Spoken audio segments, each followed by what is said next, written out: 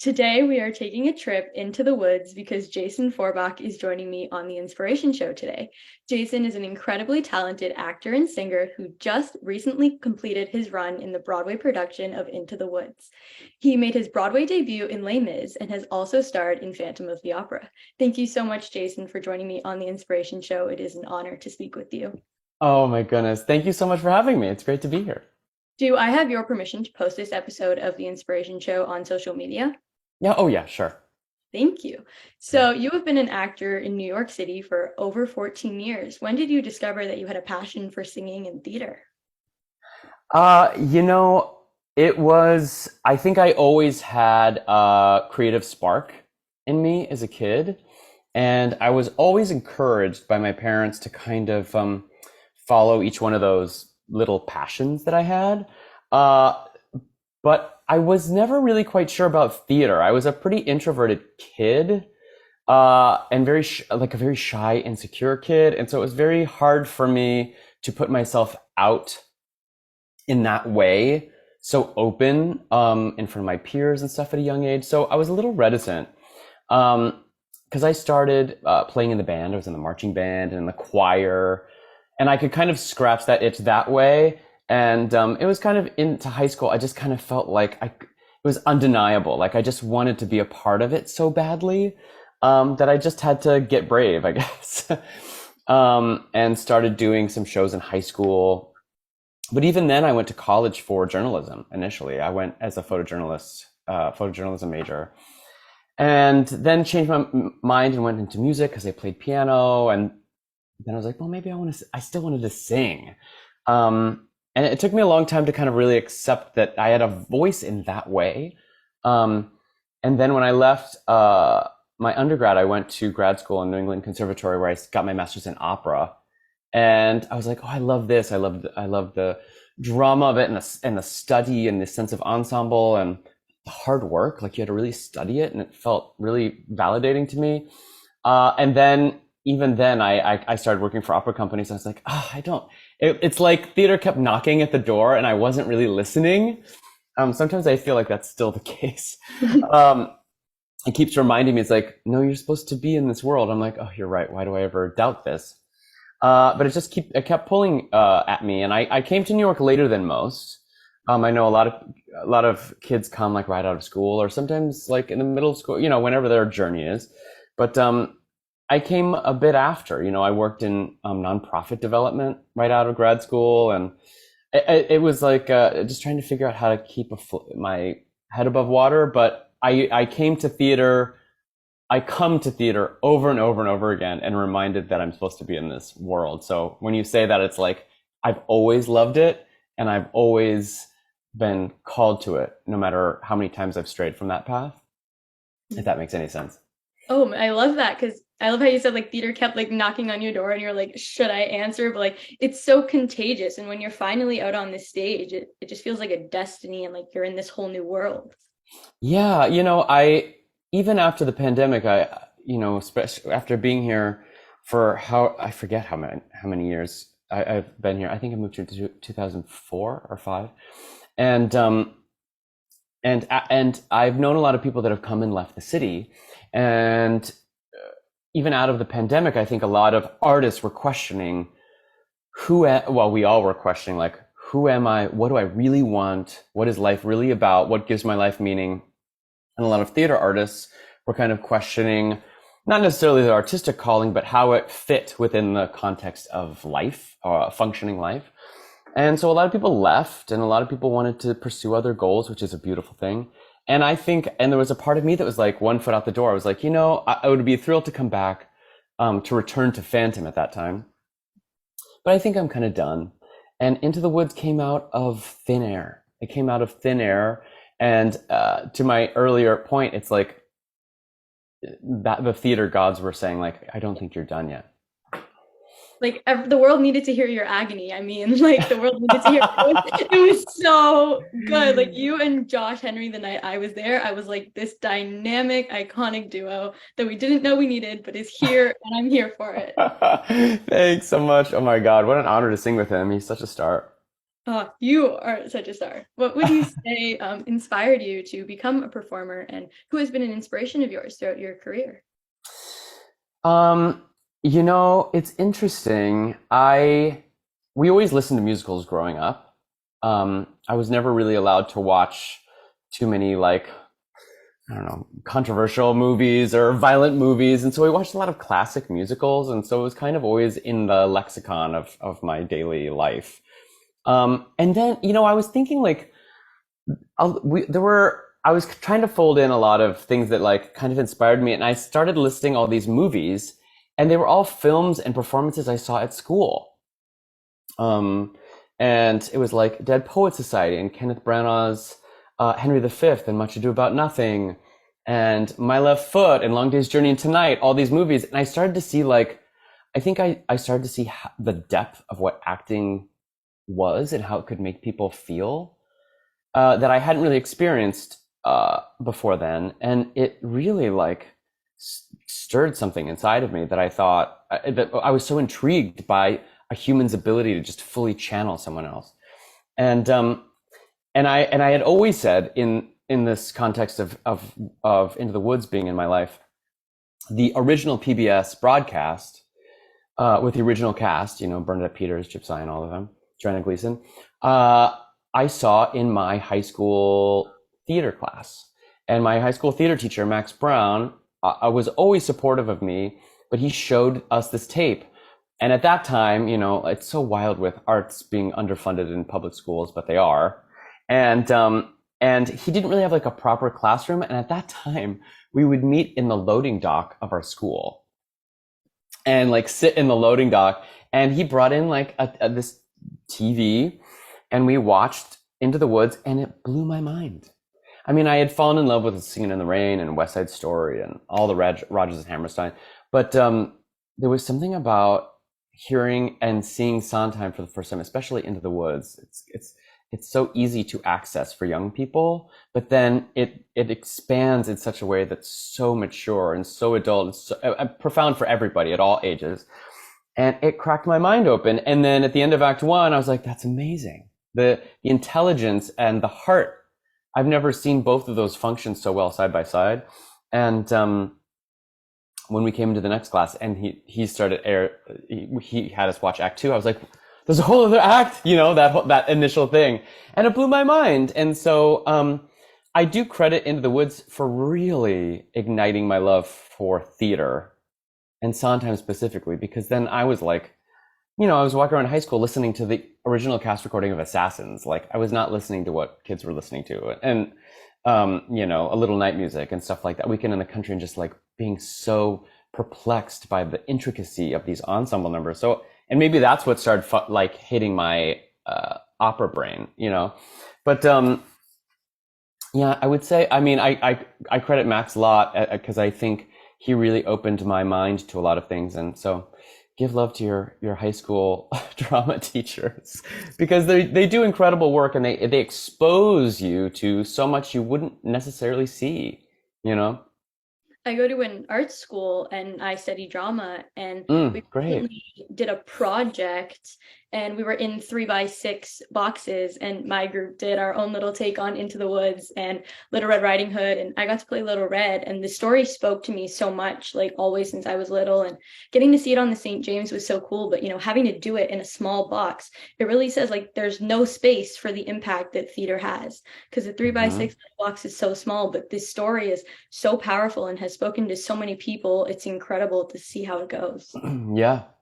Yeah, it's good theater, regardless of budget or space or location, access.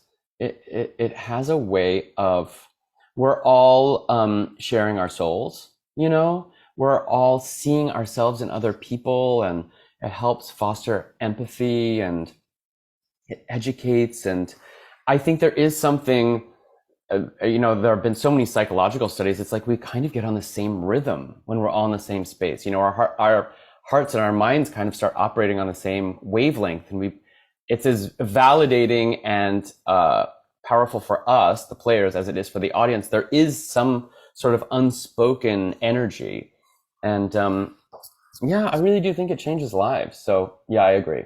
It's so special. And you made your Broadway debut in Les Mis, and then you reprised your role for the 25th anniversary national tour for 3 years. Can you share with us what your journey was like doing Les Mis? Yeah, well, the tour was first. We did it out of town at Paper Mill, and then we were on the road for several years. And Les Mis was really, it's a beautiful show, and that 25th anniversary production is stunning. What they were able to do with the projections and this, like his Hugo's watercolors was like, who knew he did that? And it was such a beautiful inspiration point for that imagery. It breathed new life into the show. I knew the show and I really loved the show and I really hope to do it one day. But it's hard. I mean, it's another long one, like Into the Woods, but it is a lot of um, deep emotional work. It is a fully sung through show and it's hard singing. It's big singing. It's a lot of screaming. And so it was very taxing on the kind of the soul and the body. And so it taught me endurance. Um, but it gave me friends for life. You know, it's like it's kind of like we were in the trenches together, you know. And then when it transferred to Broadway, that was such a thrill. And then to kind of perform on the Tonys, it was like how that amount of work, that amount of time, it felt like that journey. It was so validating. I remember being on that stage at Radio City, and it just felt like, oh, wow, the road here was so long and so hard, and we did it, you know. Um, but it was a beautiful experience. I met my partner. I met some of the best friends of my life, and it introduced me. It gave me my Broadway debut, which I had been chasing for so long. You know, a lot of people made their debut earlier, and I was starting to doubt. And it just finally felt like a culmination of a long journey. So it was. I give Les Mis a lot of love, despite how hard it was. I give it a lot of love when I look back on that time. It's such a special show, and I can't imagine what that experience was like for you. Yeah, it was thrilling, and also because I came in an ensemble track. You know, I came in as Fouille, understudying Enjolras, and I had understudied before, and I kind of had an idea of what it was like, but I just really wanted to do the best job I could. And there was something about Enjolras that I felt like I couldn't unlock.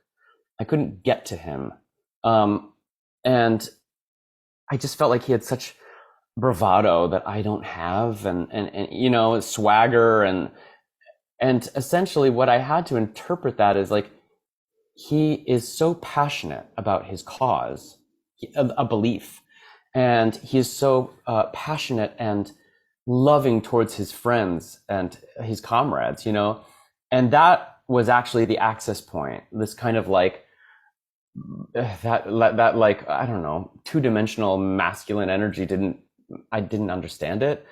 And then I was like, no, he just really believes in something. And when you think about like great leaders, there is one clear path. And so it took me a journey to find that role. So I was honored to get to play the part on tour and then briefly on Broadway again. And it was like, yeah, another end of a long journey of kind of self-discovery in this at the same time as artistic discovery. And, you know, it all kind of like goes on the same journey together. It's such a great feeling to dig even deeper into a character because then it unlocks new thoughts and different like reasons to play the character for you as an actor, and you can bring yourself into it more. Yeah, it's such a it's such a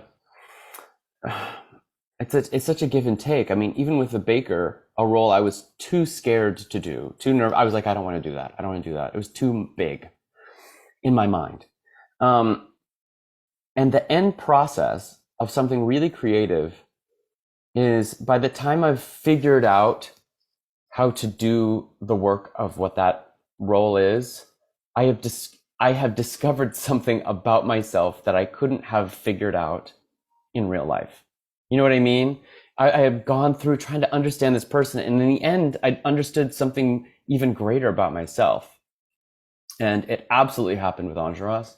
It absolutely happened with the Baker, um, and and a lot of times with my other creative pursuits, writing and stuff. You know, I'll set off to write a script with a concept or a conceit or some characters that are interesting, And by the time it's done, I'm like, oh, I needed to work through fill in the blank.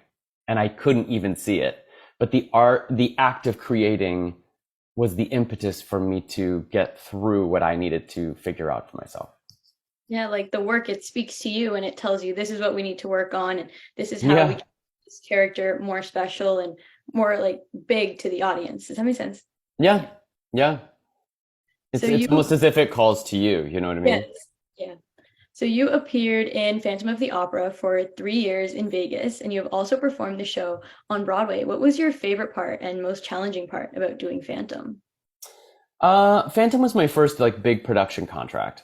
I'd been in the city kind of hustling, doing small jobs and small shows, and I made my off Broadway debut and was still kind of like knocking on the door. And like, that off Broadway play got me my agent and some visibility, but I was trying to figure out like, how do you get going?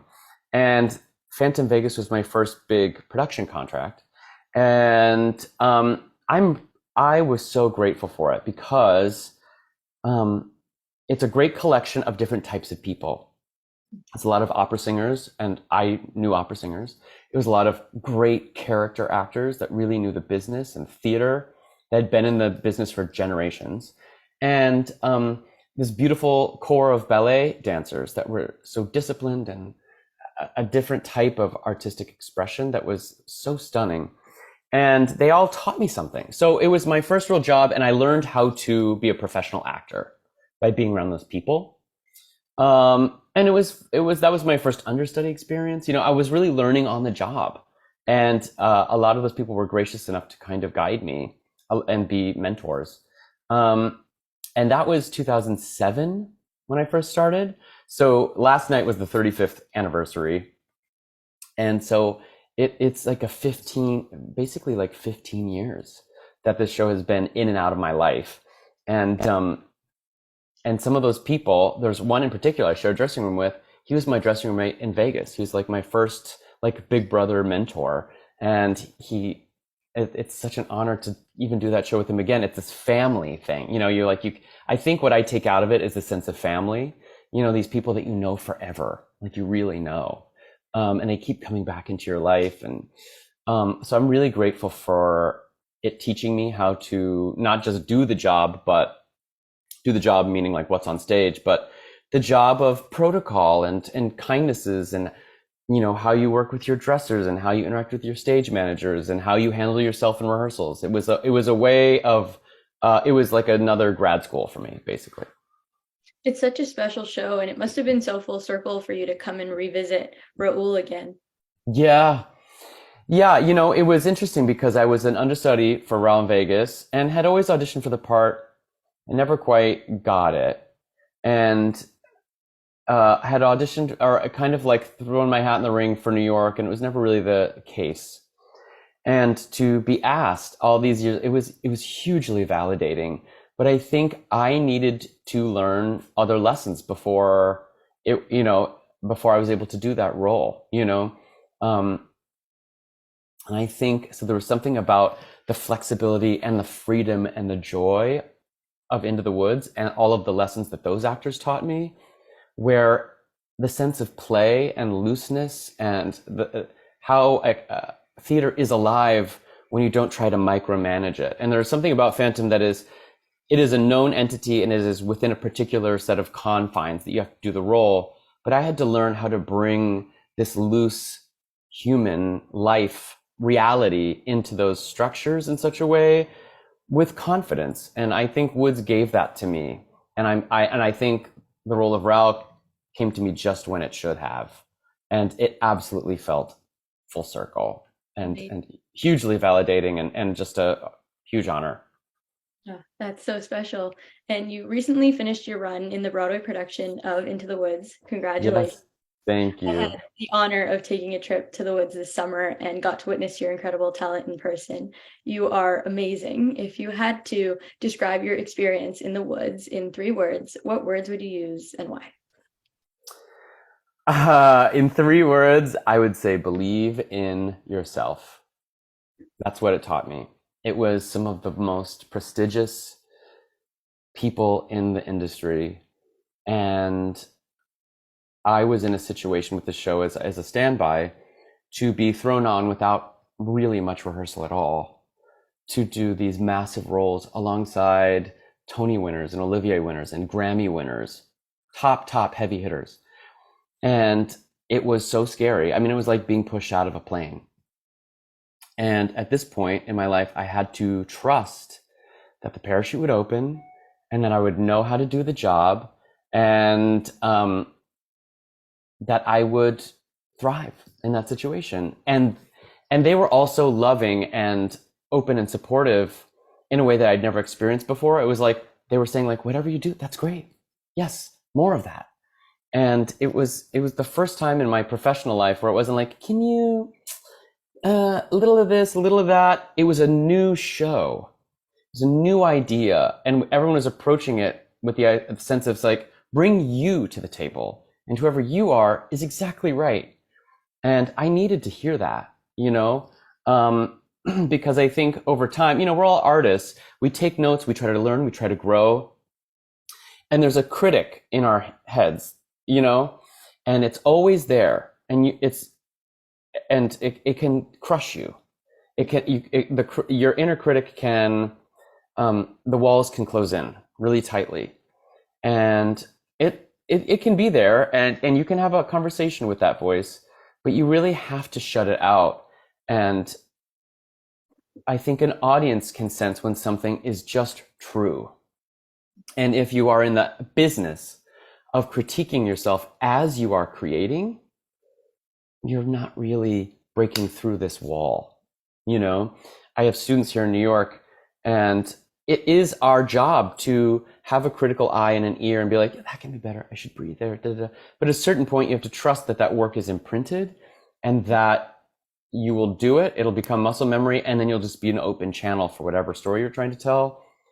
And I think I was micromanaging and controlling, but then I was controlling me. I was not allowing anyone access to me.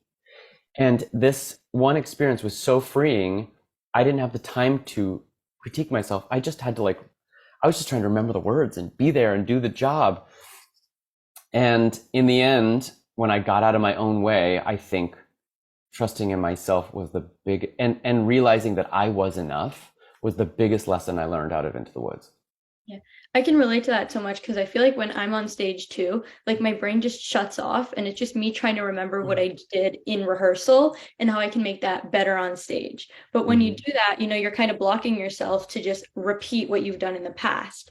And when you're really on stage and you're with the fellow actors and you can play more, that's really what I've learned a lot this year, is to play more. Because when you're just sticking to the script and you're reading the page and you're trying to act it, the best thing is when you can tell that an actor is not acting. Yeah, it is. I was reminded after doing, pretty big corporate theater for most of my career. It seems so simple, but it's so profound. I was like, oh, this is all play. This should be fun. This should have a sense of ease to it. And, I look up to Gavin Creel so much, and he has such a good understanding of this. And even when you mess up, or, there are little things here or there, 9 times out of 10, no one will even really notice or know. And if they do know, if it's something kind of big, and if you handle it with such a sense of responsibility, but fun, and you don't start tearing yourself apart. It's like, it's not, I think what happens with a lot of people, and it's definitely the case for me, is that it's not that you always have that critical voice. It can't go into a bully. And I was really bullying myself. I would be so hard on myself, so hateful. Things I would never tell anyone, I would be telling to myself. And what a shame, And so I think to your point where you're like, I'm trying to be aware of this, and I'm thinking about we did rehearsal, I'm thinking about that. And it's like, what I'm not thinking about is this moment. I'm not actually present here. And so a lot of those people, the way they handled Sarah was so good at this. Into the Woods is a big, hard show. And the amount, we threw it together in just days. And it was overwhelming for them to watch people that I have always looked up to struggle with material and be like, this is hard work. I'm like, yeah, it is. And I'd watch them hit little snags and watch them deal with it with such grace. And how an audience responds to that, if you make a mistake and you just like show your humanness, and that it's easy, not that it's easy, but like that there's this ease to the mistake, and then you make the best of it, and maybe you make a better choice out of it, the audience will follow. They're not sitting there with a checklist being like, well, nope, that's wrong, that's wrong. Sometimes the mistakes are the most happy accidents. It's so awesome to see that magic come alive on stage because it's different every single night, even though it's the same script. So it's amazing to see how an actor can play the same role 8 shows a week, but they do it differently every single night. Well, and I also think, especially with Into the Woods, and the brilliance of James Lapine is that it's written in such a way where it's like you can see one line and know that like there are probably 10 jokes in that one line. It depends on how you say it, or what choice you make within that line, and what how you've thought about it. There's so much room to bring your sensibility to it, which I think is what's so beautiful about it. It's such a special show. And when you were doing Into the Woods, you covered 4 tracks. So every night must have been unique in its own way as you stepped into all those different characters. But during the show's opening night on Broadway at the St. James, you stepped into the role of Baker. What was that experience like for you, and how are you feeling? What was running through your head?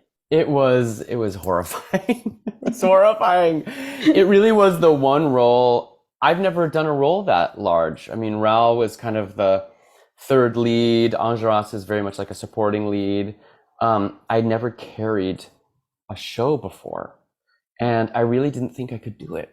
I didn't think I could remember that much dialogue. I'd never been in that kind of situation before. It sounds so silly, but I just was like, I can't do it. I can't do it. And I really tried to get out of covering it at all. And I really credit Lear, our director, and our team for believing in me. But at that time, they were just trying to set up the show, all through tech and previews. They're just trying to build the show. And there were a beautiful team of 9 understudy standbys, and they were all incredible and lovely humans that I just think of with so much affection and admiration. And we would sit in the mezzanine and just watch the show and like quietly have panic attacks and make as many notes and have as many different folders and highlighters and sheets, and we'd run through lines, and we would do stuff on our own, but we really didn't have any rehearsal, and I kind of had an inkling things might go sideways and this might happen, and I just really studied, but it really was like it was a Saturday before a 2-show day, and it was at 9 o'clock when it's like you're on. And there were lots of things I'd never done. Your Fault I had never done with people. There was so much blocking I had never done, props I had never held or whatever. And everyone just kind of held my hand. Sarah held on to me. I mean, she really was such a grounding force, such an incredible performer. She was so gracious. I couldn't believe how wonderful she was to me, and it happened. And that was the 2-show Saturday, and then the next day was opening night. So thank God I had a trial run, but like the amount of rehearsal was like next to nothing. And opening night was yet again like I think I was so preoccupied about doing everything I needed to do on stage that I did not think about the enormity of the occasion. I was like, okay, red carpet, okay, great. Backstage, okay, opening night stuff, all the formalities that we do. And I just was like, I just have to get through the show. And it was the most incredible night of my life. And it changed my life forever, honestly. And it's my favorite role that I've ever done. Oh, that's amazing. I love how it went from, you kind of hesitant to be like, oh, it's such a big role, but now it's the favorite role that you've ever done. Yeah. Yeah. And so The thing I was most afraid of was the thing that ended up changing my life. it's so special. And sometimes, you got to take those risks, step out of your comfort zone, and you never know where it could take you and what it can do for you. Yeah. Someone said this to me, and I say it to friends and colleagues and students all the time, is that quite often the sensations we have, the feelings that or however our body reacts to emotion, sometimes send a false message to our brain. And, or sometimes we can kind of redirect that. And I was nervous for some concert or some benefit that I was singing. I wasn't, I was like, oh God, I was in my head about it. And the, and someone framed it as like, so this feeling of nervousness, um, stage fright, kind of like sick to your stomach, all of these little feelings. What if you told yourself that was the feeling of your life moving forward? Instead of being like, that's fear, that's vulnerability, that's me, I could bomb, everything could be disaster. What if you just told yourself that these little butterflies are not fear butterflies, but little jitters of, this is advancing my life forward. This is me pushing myself to become a better person and artist. It's a more positive thought process with forward momentum instead of retreat, retreat, retreat, retreat. You know, and it's like then you start, yeah, like what is that feeling? Oh, maybe I'm excited. Maybe I'm not scared. You know, and it really has helped me a lot. Every time I get those feelings, I just get very focused, and I think about all of my impulses to think negatively, and I have to rewire it into a positive emotion. I absolutely love that so much. And like when you flip that mindset and you think of it from a whole different perspective, it impacts you as a person. And before you do that big experience that you could be having those feelings about, you think about it in a whole new way. Yeah, yeah, I believe it. I believe it to be true. It's so special. So 44th Street is a very special place for you because you had double duty doing Into the Woods and Phantom of the Opera at the same time. What was it Hmm. like for you juggling multiple characters? You know, at that point, I feel like I had swung at Phantom for many years. I knew about 7 tracks. I had understudied before. And then I think you just work on it so hard every day that there are like little file folders that are there. Like the information's there. And I always think it's like I need enough time cognitively to kind of like put the mute button on some of these folders and bring another folder back and kind of like scroll through it. That's kind of how my brain works. But no matter what, like Raoul Phantom has been in my life for a long time, so it was there. Um, and so yeah, I was playing Raoul. I was still on call at Woods because this is COVID times. You never know what's going to happen, and things happen all the time. So they were gracious enough to give me a leave, and I told them I was like, if things go south, I'm just I'm across the the street. street. And there was like one day where I was like, oh God, am I going to have to go back? And they got Andy Carl to come in. But then at tail end of my time, I was Raoul on a Monday. And then the next day I was Rapunzel's Prince on Woods, like literally back to back. And at the bows of Woods, I were right on the lip of the stage, and I bowed, and there was a man right in front of me, like I basically like forehead to forehead as we bowed, and he was looking up and he said, I saw you yesterday. I saw you last night as Raoul across the street. And I was like, you did? Like we're having a whole conversation in the midst of, I was like, you did? Oh my God. He's like, yeah, this is so cool. And I was like, yes, it is. And it like how cool that moment was, and how the whole city rallied. I mean, the past year and a half was the year of the understudy in the swing, So to see the narratives shift from us being kind of like relegated to the shadows and bringing us forward. They even did that last night on the stage at Phantom, and bringing the people that do the hard work forward and really celebrating them as something to be celebrated is so important to change how audiences receive it. You see that slip. It's like, tonight this person is going to be played by da da da. Get fired up. You're about to see a star in the making. You're about to see someone who maybe had 5 minutes notice, who knows 5 people's jobs, do something and be at the same caliber. So there really should be an energy from the audience to be like, let's support this. Let's see this new kind of magic happen. It's so special. And I think it's safe to say you are the king of 44th Street. I love that picture of you in between two photos. In between the two theaters. I think it's so cool. It was a total pinch me moment for sure. So you are soon going on tour with Into the Woods, portraying the role of Rapunzel's prince. What are you most looking forward to now getting to tour with the show? I think it's going to be fun to be on stage every day. I think it's going to be I think it's just going to be thrilling to see how different cities respond to it. I mean, I've been on tour before.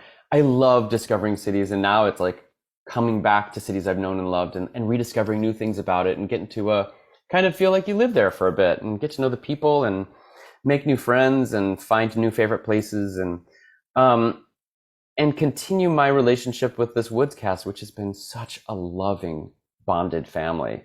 Just to really have that kind of quality time, it's something you don't have in the city because we have families and lives and dogs, and we all commute, and it's like, oh, we're all just going to be really together for about 6 months, and I'm really looking forward to that connection. I can't imagine what touring is like. It must be such a special experience getting to go to different cities and getting to do the same show, but getting different reactions. Yeah, and to be in different theaters, and yeah, and different cities have different temperaments, and Um, I loved it. I mean, I love hotels. I love traveling. I really enjoyed it. And you get really good at traveling. You get really good at and efficient at traveling and how to discover and explore a city.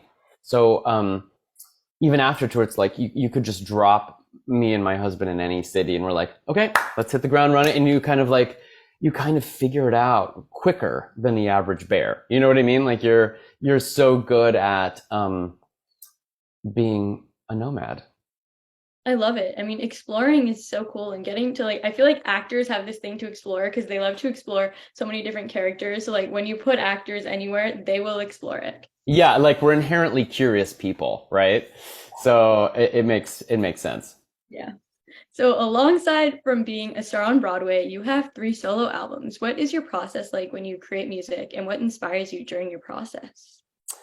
You know, I never thought I would do anything like this, and the first full-length album came about because I had met a lot of incredible musicians in Vegas, and I befriended this man, Joey Singer, who was a Debbie Reynolds pianist, like a true old school Vegas jazz man. And we became friends, and it just came out of wanting to be creative. You know, one of the keys to these long running shows is to keep your creative spirit alive. And sometimes you get into like, they always say that around the 3 month mark, you have learned a role, played around with the nuances of it. You've kind of exhausted the parameters of what you can discover. And your creative spirit wants to kind of like move on. And you can either get bitter at the job or bored with it or phone it in or get disconnected from it. And so I discovered that you, as the artist, have to be responsibility for your own creative health, not the show. The show is your job in a positive way. But I just wanted to sing more. I was in Vegas and I wanted to sing more and make this thing and just see if I could do it. And so he and I partnered and he played all the instruments on the album. And I wanted to, because I was so new and then it was Vegas, I wanted to kind of create something that kind of introduced me to New York again after being away. So it was a little bit like a calling card, and then the bug kind of bit. And then I started toying around with writing and melodies and lyrics. And I feel like, per what I said earlier, where I was like, I was just wanting to be creative. I wanted to write and paint and play instruments. And I think we're all creative beings and we all should make different kinds of things, especially for actors. I think it's good to make tactile things. You know, it gets your, because I think we need to, like, after a while of chasing after moments, it's like we need to make, even if, you know, it doesn't have to be great, but there's something very meditative about painting or ceramics or something. Like, I think it's really healthy, you know? It's super cool when you're like given music and you look over it and you're like, okay, this is the song I have to sing for like whatever reason. How am I going to bring myself into it? But when you write the song and you look at it and you say, I brought myself into it, into the lyrics and the melody, it's so cool when you know you wrote it and it was like your piece. Yeah. It is nerve wracking too, because it's like you're really putting yourself out there, you know, you're really like laying yourself bare. Um, but the more I get confident with that, it's like, you know, your words and your pain and your history and your thoughts might be exactly the thing that someone needs to hear at that time. And maybe not everybody, I forget who said this. I feel like it was on Drag Race recently, but it's like you could be the biggest, juiciest peach on the tree, and still somebody doesn't like peaches. You know, I was like, I love that. I was like, that's such a great way of saying the thing that we've all known, where it's like, you know, like maybe they're just not into it, but there will be someone, and that one person that feels like you spoke to their soul. I mean, that's kind of what makes it worth it. Um, so it is very exposing, to be that vulnerable, to really write and be like, this is not only my heart, but it's what my thoughts, but it's also you feel like your intelligence is also being under review for your how adept you are at just doing the craft, you know. So it's a lot of it's you feel very vulnerable, but I think just continually putting yourself out there is worth it in the end. Yeah. Which song of yours do you feel most represents you and why? You know, I haven't. It's interesting because I really am trying to kind of transition more into writing anyway, and so I've been writing a lot of screenplays, and I wrote a play, um, and there's so many bits in there that are so like me. I've only written a few songs, but I've collaborated with some people on trying to like structure a musical and figure out. And I would love to. I love all of it. I love the whole creative process. Um, you know, initially, there's a song I wrote but never released that I put on YouTube with my friend Brett Rao, and we both wrote together the song called 49 Heartbeats, and it was just in response to the mass shooting at the Pulse nightclub in Florida. And this has happened to me a couple of times. It happened with my play Heathen Hill, which kind of came out of being so incensed by the political environment in 2016. And so I think those things came out of me because I just couldn't not say it. You know what I mean? And it wasn't for any other reason than to just get out the thoughts and feelings I had about something that was really weighing on me, you know?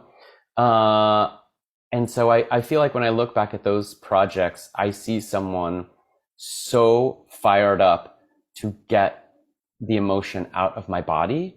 Otherwise, I don't know how I would have dealt with that tragedy, or I don't know how I would have dealt with that particular time.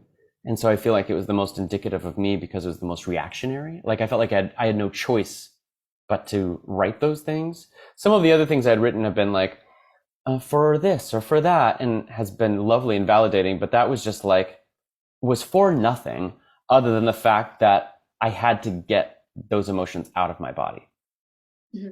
I feel like when you speak your mind and you do it in a creative way, it reaches a whole different audience. And it's not like you are just sitting there telling someone your thoughts and your opinions, but when you put it into music, it really helps impact the people that you're telling the story to because it does it in Yeah. a medium.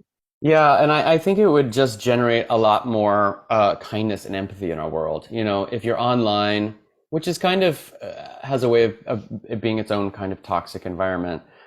If you see something that makes you mad, or you see something that you disagree with, instead of kind of engaging in a negative discourse, you know, like on message boards and Reddit and Instagram and clapping back in comments, anytime you have the impulse to do anything like that, it's you have to hit a pause button, understand what the emotion is, and step out of that public forum and just focus that question in your own mind. Why am I responding in this way?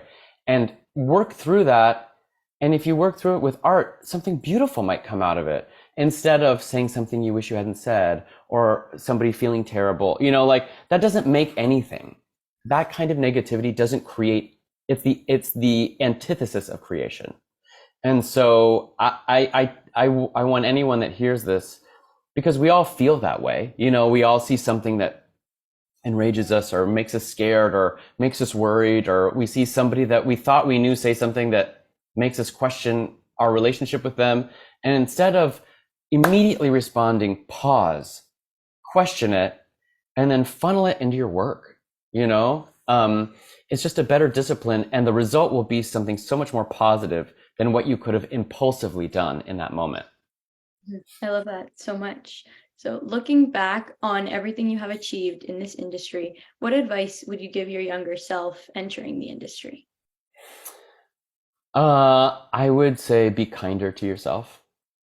Um, Whoever you are, whatever collection of traits you possess is exactly right for whatever you want to do. And whatever you work every day, you focus on a goal, you want to achieve the things you want to achieve, be really goal oriented and clear about your desires and your wants. But inherently at the core of who you are is right. You know, I think we are so one to be like, oh, if I was, X amount of pounds bigger or smaller, or this X amount of inches taller or shorter, if I was this or if I was that. And I was like, none of that actually matters. At some point, the collection of experiences and traits that you have and skills that you have honed over the years will funnel into something that will be exactly right. And you will question why you ever wasted all your time, all of those years being hard on yourself. Mhm. It Because would just waste so much less time to just be like, you know what? I will work on myself. I'll eat healthy. I'll go to the gym. I'll do whatever I got to do. But I'm not going to destroy the very essence of who I am to fit into what one random person thinks is right for one role. And it's not for me. And it's like, great, great. That makes me available for the thing that is for me. And so yeah, I think if I had been kinder to myself in that regard, I could have saved a lot of wasted time. yeah, because I personally believe that you are the perfect you. And when the perfect role comes to you, you will know that it is the perfect role for the perfect you. Yes, I believe that wholeheartedly because I've experienced it time and time again with roles that I thought I was right for. Even if I thought I was right for it, I wasn't ready for it then. And my career has taught me, as we've said in this conversation, I was like, oh, the role came to me when I was ready for it. You know what I mean? Um, and so, yeah, I believe that wholeheartedly.